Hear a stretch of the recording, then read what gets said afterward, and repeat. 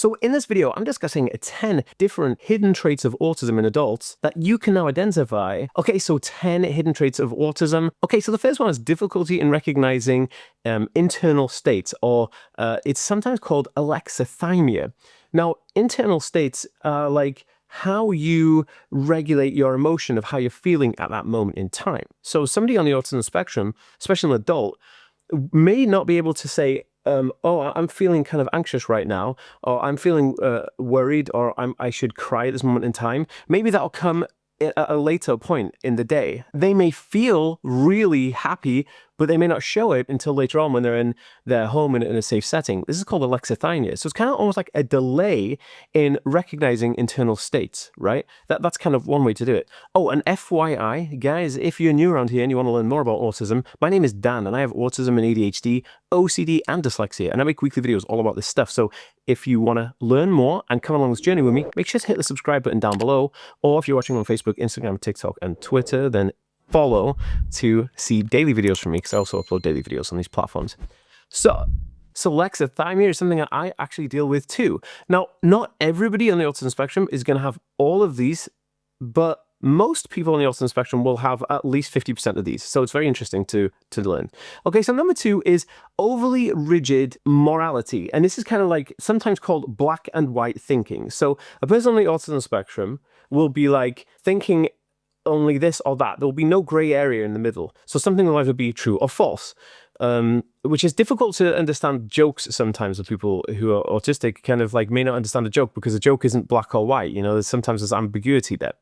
And this thinking of black and white is very interesting. And I had an example of this when I was on a driving awareness course, because I was driving the wrong speed and the wrong kind of limit. They were talking about gun calibration and how they check speed guns, right? Speed guns tell you a certain speed you're going, blah, blah, blah. So I told them about something called the Heisenberg uncertainty principle, because I'm a chemist. And I said, well, if you know how fast an object is going, you can't predict where it is in space. So you can't say that I was going fast in a non-fast area of space, because you can't have both variables if the gun is to be 100% accurate. So to me, that's very black and white. But they told me that they have to kind of estimate and have an average that you probably were going this speed in this place. None of it is kind of very exact. And I was like, this is difficult for me to grasp, because in my mind, I'm like, it has to either be yes or no. And Heisenberg's uncertainty principle is a law of physics.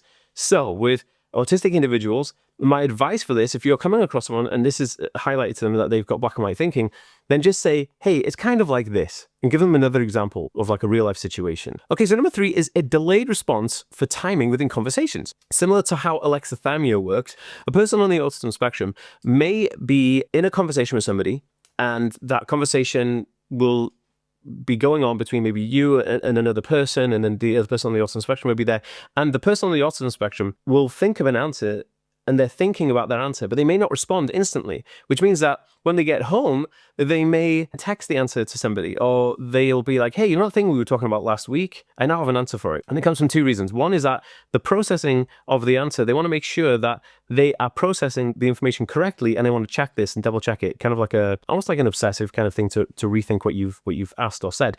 And then the other thing is that they want to make sure that the answer that they are creating is going to be correct. They don't want to just willy-nilly put out an answer, you know, and be like, oh, that's it. They want to be able to make sure that they get the answer right. So a delayed in response, and this could happen sometimes with jokes. I get this all the time. Somebody tell me a joke, and I'll be like, oh, I'm thinking about it for ages. And maybe like a week or sometimes a month later, I'll be like, you know, washing the dishes. And I'm like, I get it now. I get the joke, because that's the delayed response. I just want to interject in this video here to let you know that confidence is one of the main issues that holds autistic individuals back from their full potential. This is why I made a course, which is the Chaos to Confidence in 90 Days Blueprint, which means I can take an autistic person from complete chaos to being very confident and acing their life. So if you're an autistic adult and you want access to this program, you can check it out. The link is in the description down below, or you can go to theaspyworld.com/C2C right now, the number 2, and get access to this program. Okay, so number 4 is deep attachment to routines, even if they're a bit unproductive, because autistic people love routines, because there's obsessive compulsive disorder that comes with autism. I have that. But also there's like just an obsession to want to be routinely based. So maybe the autistic person or the person that you speculate could be autistic will love routines. That could be showering at the same time every day, and they have to get it done, even if you say, oh, well, the boiler's broken and we got no hot water, they'd still shower with the cold water. Even if it's unproductive, they'll still do it because it's a routine that they're comfortable with. Why? Because we are comfortable as autistic individuals with predictability of routine. We love to think that, okay, this is going to happen and this is going to happen next and yada, yada, yada. And we know that it's comfortable. The unpredictability of life is enough struggle and stress for us. So we like to have things that we can feel comfortable to regulate ourselves and feel uncomfortable in. And that is typically what that is. Okay, so number 5 is really interesting. This is all to do with social conventions. Now, an autistic person may stand too close to another person in a conversation, like the unaware of personal space, one may say.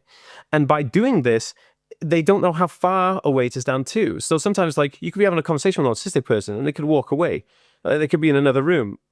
And I used to get in trouble with this all the time. Like, my ex-girlfriend used to really kind of always bring it up. Be like, you're walking away and I'm talking to you. And I'm like, yeah, well, I'm still listening. But I didn't know what the convention was. Where should I be? Should I sat next to them? Should I sat in front of them? It's a big deal, right? So if you know that somebody you speculate is autistic and they're doing this is a good indication that they may have an autism spectrum condition. And just, by the way, guys, like, I'm not diagnosing people here. I'm just giving you the insight from my perspective of what I know to help you. Okay, so number 6 is unusual speaking patterns. This is fascinating. Autism in its kind of core is a communication disorder, right? And so the brain processes information that is communicating to then reciprocate communication outwards with difficulty. So some autistic individuals cannot speak, or they are mute, and some selective mute. But sometimes autistic individuals will have issues with the way in which they pronounce words or even communicate a word or a speech pattern. And this comes from the fact that they're trying to process what they're saying at the same time as they're saying it, and their brain is also processing 1,001 things at the same time. So it leaves for sometimes stuttering, stammering, saying words wrong, and also how the autistic person learned the word to add into the lexicon of that library of words that they use all the time. Sometimes if they've heard the word wrong, they'll always remember it as the word wrong, and they will produce that every time they speak. So a lot of people don't know this, but I'm not American. I'm actually UK. I'm British, right? But I learned to speak mainly all the words in my lexicon by watching American TV and American speakers. So I have a transatlantic accent, which means I'm kind of sound American. But if you're American and you're watching this, you're going to be like, wait, that's such a British accent. But a lot of people here in the UK think I'm American. So there you go. Okay, number 7 is exhaustion after social events. Now, autistic individuals, when they're in social settings, it could be a party or like a football game or some kind of event where there's more than maybe a handful of people there. This is a social gathering. Could even be going out to the store, right? This is still a social gathering. Now, autistic individuals will have so many internal things going on, like the sounds, the smells, the lights, the temperature, people's conversations, other people's conversations, the sound of other people talking 2 rooms away. All of this is getting processed at this moment in time. And to be in that situation, it takes a lot for the autistic person to kind of calm and regulate and be there and do the thing that they're supposed to do, right? So when they get home, they're going to feel exhausted. They're going to have almost like a social hangover. They're going to feel hungover from the social event.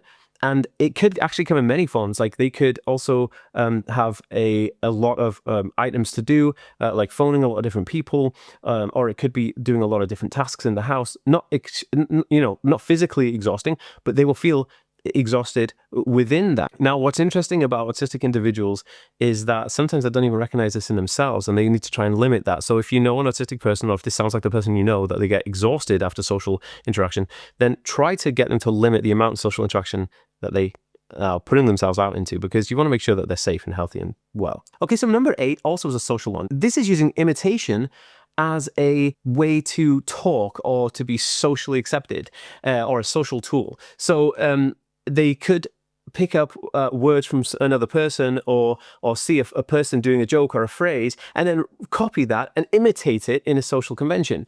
Or if you're talking to somebody who has an Australian accent, the autistic person may take on the Australian person's accent to imitate them, because they feel like that's the social tool to use. It's a very interesting concept that happens quite a lot. And sometimes a lot of people think it's echolalia, which is kind of like repeating something you've heard. But actually, in this specific instance, this is repeating a line from somebody else because you think that that's what other people want to hear. This is fascinating. And it just shows you the insight to how difficult it is for autistic individuals like myself to be in social situations when we haven't prepared for it. Okay, so number 9 is something really interesting. Now, this is a comorbidity, meaning it's something that co-occurs with autism, which is sensory processing disorder. But more importantly, this is more of like a hidden one, right? And this is extreme sensitivity to maybe fabrics, tags on clothing, or temperatures. Now, I am extremely sensitive to temperatures, and I feel too hot all the time. I'm always too hot. Even in the winter, I'll have a fan going in my bedroom to cool me down. I never sleep in pajamas, and I just find things, I'm just too hot all the time, especially when I'm doing something. Say if I'm going to do a DIY project or I have to help the kids doing something, like I just start sweating straight away. So there's a funny thing, like whenever I'm like hanging shelves up, I have to do it in my underpants because like I get too hot, right? Like the whole thing gets a temperature lift.